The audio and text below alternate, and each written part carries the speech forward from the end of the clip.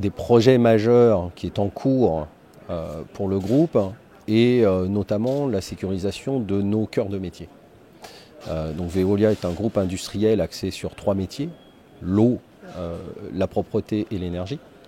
Et il nous a paru évident qu'il fallait absolument protéger notre patrimoine et donc on a lancé un chantier cybersécurité de sécurisation des sites industriels.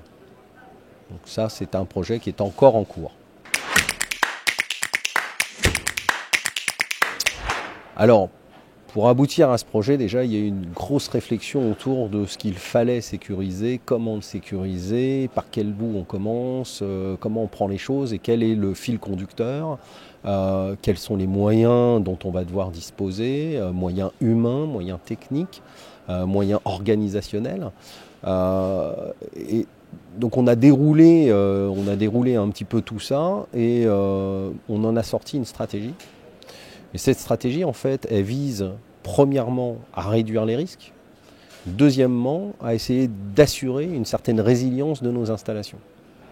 Donc pour ce faire, on s'accompagne d'outils, on s'accompagne d'hommes, de partenaires.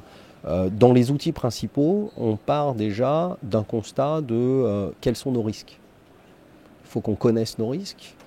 Ensuite, on doit savoir ces risques sur quel périmètre on les a, quels seraient les impacts en cas d'incident cyber, et on doit pouvoir en définir un certain nombre de chantiers prioritaires pour pouvoir se doter de ce qu'on a appelé le Fix the Basics, qui sont le retour aux règles fondamentales et d'hygiène minimum en fait, de nos installations.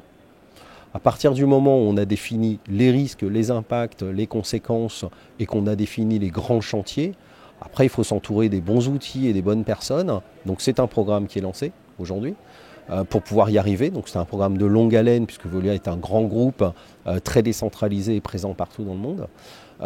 Donc on est dedans actuellement. Donc il faut avoir effectivement un bon support de la direction générale, du COMEX, chose qu'on a, puisque la cybersécurité est au cœur en fait, des réflexions du groupe, et tout en accompagnant le développement digital, la numérisation, le chemin vers le cloud, et également notre leitmotiv autour de nos métiers. Alors aujourd'hui, ce qui est encourageant, en fait, c'est qu'on voit déjà apparaître les chantiers prioritaires. Parce qu'on a une bonne approche de l'analyse des risques avec un partenaire qui nous a aidé à développer les bons outils. Et on a un rapprochement significatif avec nos métiers, donc on est au plus proche du terrain. Et c'est vraiment ce qu'on cherchait à faire, c'est rendre concrètement les choses opérationnelles. Puisque dans la cybersécurité, on fait beaucoup d'analyses, on fait beaucoup de constats, mais finalement, on avance peu.